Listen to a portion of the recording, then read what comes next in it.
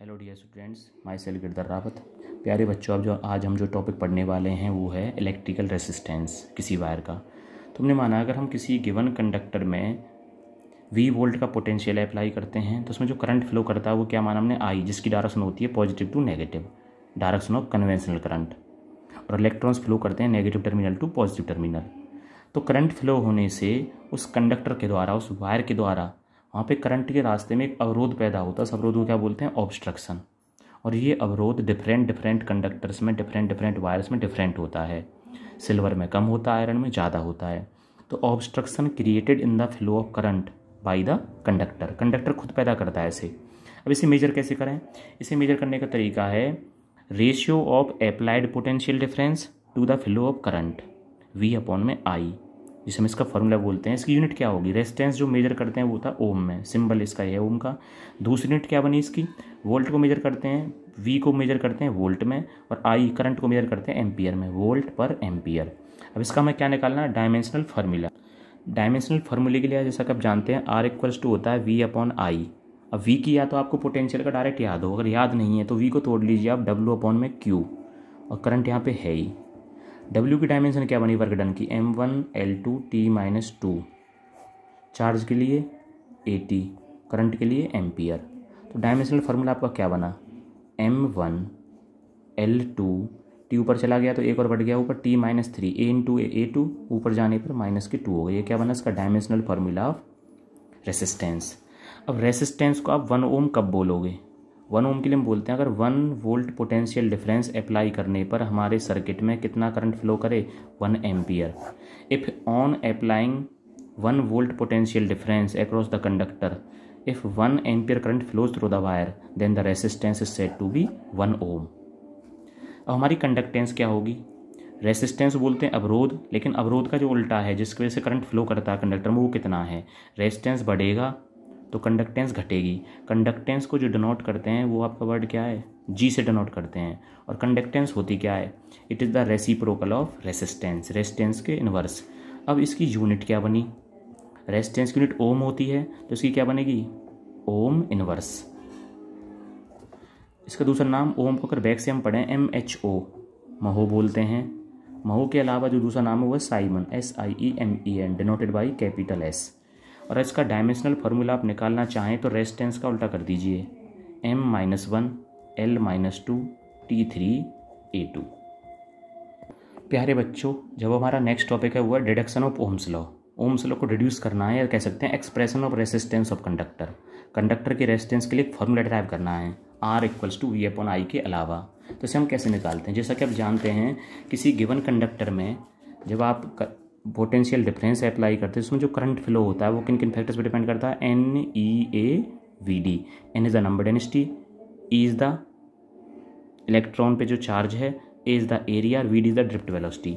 और यहाँ पे जो I = NEA, VD की वैल्यू क्या होती है? E/τ/m। E is the charge on electron, capital is the electric field applied, tau is the relaxation time, m is the mass. I = NE × E², A/E/τ/m। जैसा कि आप जानते हैं जो E की वैल्यू क्या होती है? Magnitude of applied electric field. जो हमने इलेक्ट्रिक फील्ड अप्लाई किया उसे कैसे निकालें? जैसे आप पहले से यूनिट में पढ़ चुके हैं, potential applied per unit length E = V/L। इस वैल्यू को पुट करते हैं तो NE² A/τ/m। E की वैल्यू क्या बनी आपकी? V/L। V को इधर लाने के लिए I/V = NE² A/τ/mL। I/V को अगर इन्वर्ट करें हम और करके, I/V क्या बना दिया हमने? V/I। तो ये प्रॉपर्टी भी इन्वर्ट हो जाएगी, ML/NE² A/τ। अब V/I को क्या बोलते हैं ओम्स लॉ के द्वारा? हम रेसिस्टेंस। तो हमें रेजिस्टेंस की वैल्यू क्या बनी नई? ML/NE² A/τ। तो रेसिस्टेंस इन फैक्टर्स पे डिपेंड करता है। यहाँ पे फैक्टर्स कौन से हैं जो कांस्टेंट हैं? M कांस्टेंट और E कांस्टेंट है। जिसे हम बात करते हैं तो M हमारा रेजिस्टेंस किन किन पे डिपेंड करता है वो यहाँ से निकालना है। और हम इस तरह कह सकते हैं यहाँ पे M, N, E और A क्या कांस्टेंट्स हैं? तो इसे हम कांस्टेंट्स को नाम देते हैं रो, और रो इज कॉल्ड रेसिस्टिविटी। रो तो ये बन गया पूरा हिस्सा, बाकी क्या बचा? L/A। तो ये रेजिस्टेंस के हमारे दो फार्मूले हैं, M L upon N square tau और rho L upon A. Here rho is called resistivity. अब यहाँ पे आर किस किस पे डिपेंड है वो आपको देखना है। आर जो किन किन फैक्टर्स पे डिपेंड करता है, directly proportional to length, R inversely proportional to area, उसके अलावा एन क्या, number density, inversely proportional to the number density, और R is also inversely proportional to the relaxation time. और रिलैक्सेशन टाइम किस पे डिपेंड करता है, टेम्परेचर पे, जो टेम्परेचर की होता है इन्वर्सली, और are proportional to T temperature. तो इन फैक्टर्स पे कौन डिपेंड करता है, हमारा रेसिस्टेंस। अगर बात करें यहाँ पे जो रो है, रेसिस्टिविटी क्या है यहाँ पे, हेयर रो की वैल्यू बनिए एम अपॉन में एन ई स्क्वायर, ए को हटाया था बेटा हमने यहाँ से, टाउ रह गया था, N E square tau, M upon में एन ई स्क्वायर टाउ। तो एम और ई तो यहाँ पे कॉन्स्टेंट्स है। तो रेसिस्टिविटी किस किस पे डिपेंड करती है, inversely proportional to number density, rho inversely proportional to 1 upon में टाउ, और rho proportional to temperature. Conductor की बात कर रहे हैं हम। साथ में नेचर पे भी डिपेंड करता है, मटेरियल का नेचर कौन सा, और यहाँ भी क्या नेचर। इन फैक्टर्स पे हमारा रेजिस्टेंस डिपेंड करता है। और हमारा जो नेक्स्ट टॉपिक है वो है इलेक्ट्रिकल रेसिस्टिविटी, जिसे हम बोलते हैं स्पेसिफिक रेसिस्टेंस। तो ये क्या होता है, जैसे कि आप देखते हैं आर इक्वल्स टू आया था रो एल अपॉन ए। अगर हम यहाँ से रो की वैल्यू निकालते हैं तो रो की वैल्यू क्या बनेगी हमें, आर ए अपॉन एल। तो अगर हम मानते हैं इसके लिए, अगर कंडक्टर की लेंथ क्या हो 1 मीटर यूनिटी, और एरिया क्या हो 1 मीटर स्क्वायर, वो भी यूनिटी, मतलब यूनिट वॉल्यूम का कंडक्टर हो, तो यूनिट वॉल्यूम के कंडक्टर का जो रेसिस्टेंस होता है उसी को क्या बोलते हैं हम, स्पेसिफिक रेसिस्टेंस या resistivity. Resistance offered by a conductor, जो रेजिस्टेंस आता है वही रेसिस्टिविटी के बराबर होता है। कब, जब कंडक्टर की लेंथ यूनिटी हो और एरिया भी क्या हो, यूनिटी। अब इसकी आप अगर यूनिट निकालनी है तो आप सिंपली निकाल सकते हैं, रेजिस्टेंस के लिए ओम, एरिया के लिए मीटर स्क्वायर, लेंथ के लिए मीटर। तो मीटर से 1 मीटर कट जाएगा तो क्या बनेगा, ओम मीटर, जिसका आप डायमेंशनल फार्मूला निकाल सकते हैं रेजिस्टेंस की हेल्प से। नेक्स्ट टॉपिक आपका relation between resistance and resistivity.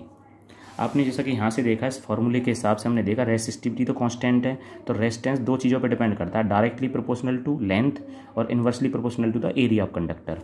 यही क्या कहलाता है आपका relation, R equals to rho L upon A. Paper में क्वेश्चन आया था, तो ये पूछा था रेसिस्टेंस और रेसिस्टिविटी में से कौन सा ऐसा फैक्टर है अगर कंडक्टर ना बदले, अगर हमारा मटेरियल चेंज नहीं होता तो कौन चेंज नहीं होता। रेसिस्टिविटी वो है जो मटेरियल चेंज होने पर बदलती नहीं है, वो क्या रहती है, सेम। इसका लेंथ और एरिया पे कोई इफेक्ट नहीं पड़ता, जबकि रेसिस्टेंस लेंथ एरिया में चेंज होने से चेंज हो जाता है। प्यारे बच्चों, रेसिस्टिविटी का जो रेसिप्रोकल होता है उसे क्या बोलते हैं, कंडक्टिविटी, कितना फ्लो होगा, जिसे हम बोलते हैं सिग्मा इक्वल्स टू 1 अपॉन में रो। रो की यूनिट क्या आती है आपकी, ओम मीटर। तो कंडक्टिविटी क्या बनी, ohm inverse meter inverse. Ohm inverse को क्या बोलते हैं, महो, और मीटर इनवर्स है ही, और महो को क्या बोलते हैं, साइमन, साइमन पर मीटर। और इसका डायमेंशनल फार्मूला आप कैलकुलेट करके देखना। प्यारे बच्चों, आप यहाँ से ध्यान रखना कि रेसिस्टेंस किन किन फैक्टर्स पे हमारा डिपेंड करता है। तो रेसिस्टेंस जो हमने अभी लिखे थे किन किन फैक्टर्स पे डिपेंड करता है, length, area, number density, temperature और रिलैक्सेशन टाइम, टेम्परेचर और नेचर ऑफ मटेरियल। जबकि रेसिस्टिविटी डिपेंड करती है नंबर डेंसिटी के इनवर्सली, रिलैक्सेशन टाइम के इनवर्सली, टेम्परेचर के डायरेक्टली, और नेचर पर डिपेंड करती है। किसके लिए हम बात कर रहे हैं, कंडक्टर के लिए। यहाँ पे कुछ क्वेश्चंस दिए होते हैं, अगर आप लेंथ को डबल कर दो और एरिया को क्या रखो same, then what is the effect on resistance and resistivity. तो आप देखते हैं रेसिस्टेंस किस पे डिपेंड है, एल अपॉन ए। अगर लेंथ डबल होगी तो रेजिस्टेंस भी क्या होगा, डबल। एरिया में नो चेंज है ही, तो रेजिस्टेंस क्या हो जाएगा हमारे यहाँ पे, डबल। अगर इसके अलावा कोई दूसरा क्वेश्चन है, लेंथ रही आपकी रिमेन सेम, जबकि एरिया को क्या कर देते हैं आपका half, then what will be the resistance, are proportional to L upon A. Length में नो चेंज तो इसका कोई इफेक्ट है ही नहीं। अगर एरिया को हाफ करेंगे यहाँ पे तो रेजिस्टेंस क्या हो जाएगा आपका, डबल। तो इस तरह के क्वेश्चंस की प्रैक्टिस करनी है आपको, बहुत सारे जो हैं।